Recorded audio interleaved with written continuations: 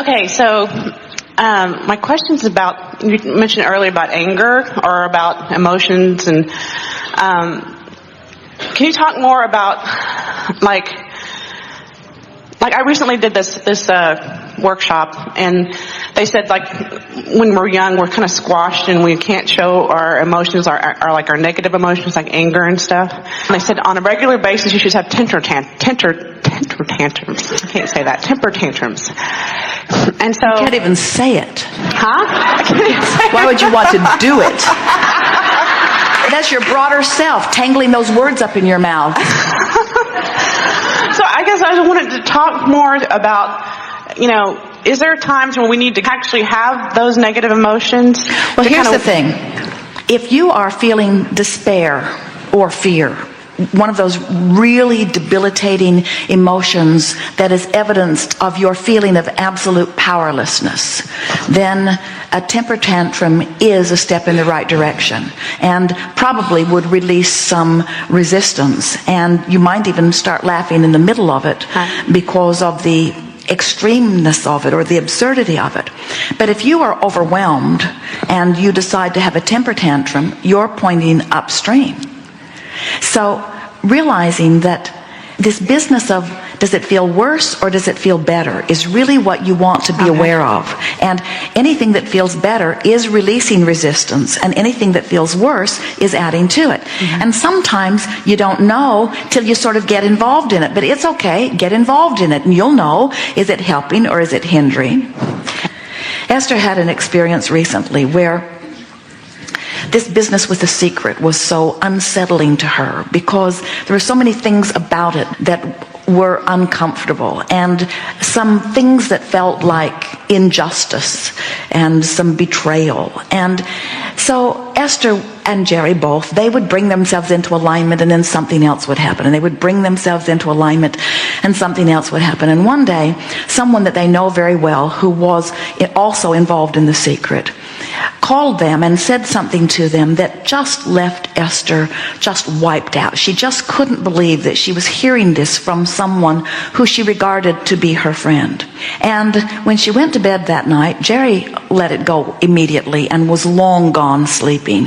And Esther decided to use it as her excuse to not line up who she was for another 2 or 3 hours, and tortured herself with it until she had brought herself to absolute despair. And then that's compounded by the fact that she knows better, and compounded by the fact that she has such a wonderful life. It felt ridiculous to have something so unimportant be poking at her with such a big sharp stick. So she laid in the bed and allowed herself to just be where she was. She just made peace with where she was and accepted the powerless feeling that she was feeling. And then she decided deliberately that she was going to turn her boat in the stream, and that she was going to move downstream or down the emotional scale toward what feels better to her. And so she reached for a thought of appreciation and scoffed at the idea. She felt more like killing than appreciating. And so she settled on a nice, long, satisfying conversation of revenge. And felt ever so much better. Now she's breathing again. And then the idea of the revenge actually felt humorous to her because it was so unlike her, but it felt so good. And now she is reaching for something that feels less angry and less angry. And before she knew it, she found a little flicker of hope about something. She began thinking what was really bothering her about this is that for a long time she has heard others say that Oprah has been listening to Abraham recordings. And different people have emailed her over time saying that Oprah has been speaking things that were Abraham phrases. And so Esther knew that she was familiar. And Esther could not understand why something wasn't being said about that. She knew that they knew, so she could not understand why there was not some mention of the source of this material in all of that presentation. That was what was sort of sticking in Esther's craw. And then she got just a little feeling of hope, of maybe there's something I don't understand. Maybe there is no true deception. Maybe there's just something that I do not understand. And then she got hold of a piece of appreciation. And then she began to appreciate the power and the beauty and the wonder of their world and their life and their friends and their work and all of the wonderful things. And now she's tuned in, tapped in, turned on. She's back in alignment with who she really is. It was like a fever breaking. The feeling of release and exhilaration was so powerful. And then, the next day, the Oprah people called.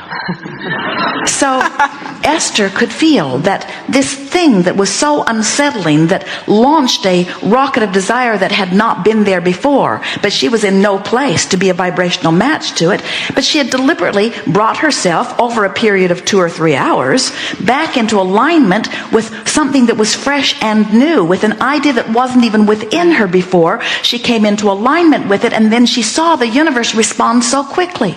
And then Oprah said to her, she was sitting this far away from her, and Oprah said to her, Esther, you called me to you, didn't you?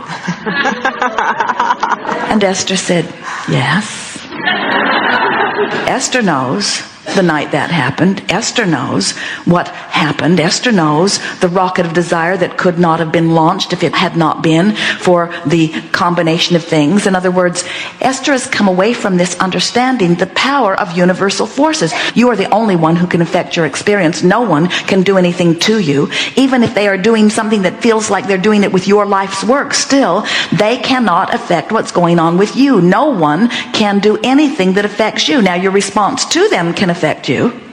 And what we want you to understand is that your response to them can affect you, and always does affect you, in the most positive and powerful of ways. You just can't live anything without launching rockets. And so the more contrast you feel, the bolder the rocket you launch. That's the only downside of strong contrast, is that it launches big rockets. And that's not a downside at all, is it? The downside of launching a big rocket is you feel worse if you don't go. That's the downside of launching a big rocket.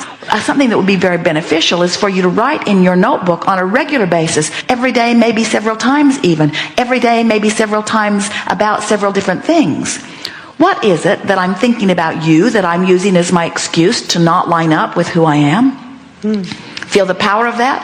When you say, look what you've done to me, look how powerless I am because of you and what you've done to me, that only renders you powerless, which is the most opposite emotion that the powerful you will ever have. When you decide to pronounce yourself not powerful, there is no greater self-betrayal than to pronounce yourself not powerful, than to pronounce yourself not worthy, than to pronounce yourself not something that you should be, you see?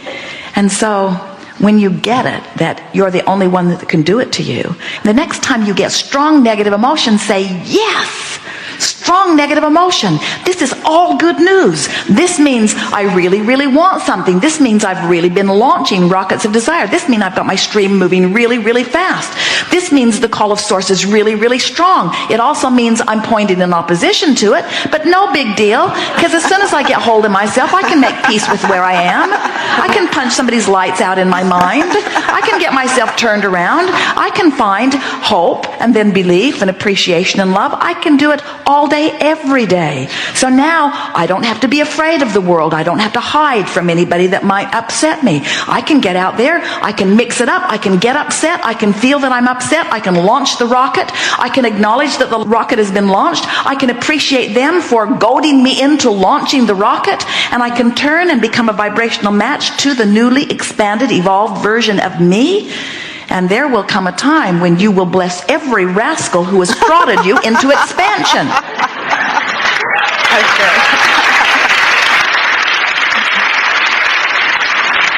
You You tend to think that you would like a feathered nest. You tend to think that you would like everybody to just behave the way you think they should.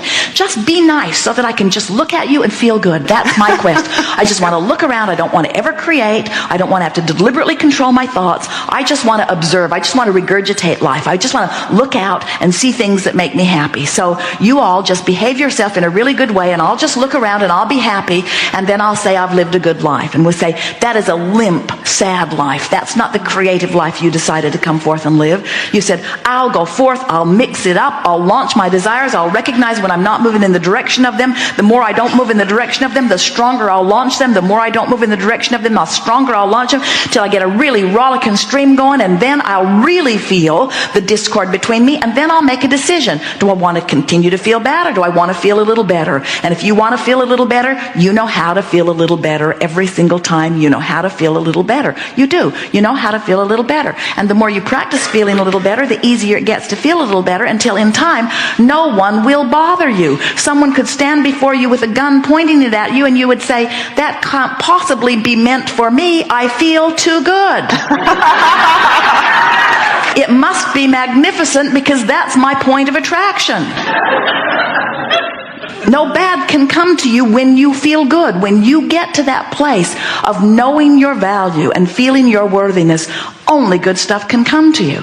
But meanwhile, isn't it nice to figure out who you are and what you want? You see, it's easy for us to watch you and not worry about you, because we know the end of the story, so to speak.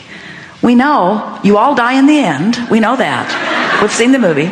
You die in the end. Into bliss and joy. And we're just looking forward to you finding it first. You can wait till you croak to release your resistance, or you can do it a little bit at a time every day. Makes no difference. You're expanding, you're adding to the universe in the way that you meant. But life is supposed to be fun. Okay, great. Well, thank you. Appreciate it.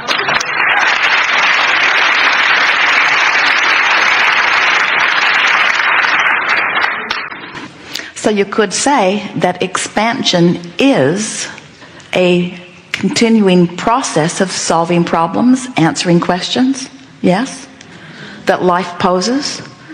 So doesn't it make you, next time you hear us, say, are you enjoying the contrast of your time and place? Don't you want to say, yeah, I get that. I get that it's what's putting me out there. I get that it's giving me my guiding light, and I get that it's giving me the ride of life, and I get that it's giving me that feeling of completion as I come into alignment. We have enjoyed this interaction immensely. We want you to know that everything that you want to know, we've talked about many times already here today. And if you have not received an answer that feels clear to you, it's not because our answer wasn't good, because it really was. It's that you're not in the vibrational vicinity of it quite yet, so it couldn't occur to you in the subtle way that we laid it out to you. But no problems, because you do not have to get your answers only through this vortex. This environment has cued you up. You have prepared your questions, given birth to some clearly, even while we have been in this room together. And the universe is prepared to answer all of those questions. So pay attention to the things that are unfolding. And those answers that come through real life experiences are so much more meaningful than the words that you have to digest as they are offered to you, that you are receiving with your ears. You are a magnificent group of beings with powerful intent within you. We see you not only as that which you were coming in, but as that which you have become as a result of being here. And we want you to know the appreciation of that which is us for you. We want you to feel the power that you are adding to the expansion of this universe. And as we said earlier, it is our desire. We want. We're going to rub it in. We want. We want you to come into vibrational alignment with who you have become. Because when you allow yourself to stand where we are, we who are the result of that which you have lived, you will then taste the sweetness of that which you have contributed to this expanding universe. There is great love here for you. And for now, as always, we remain eternally incomplete.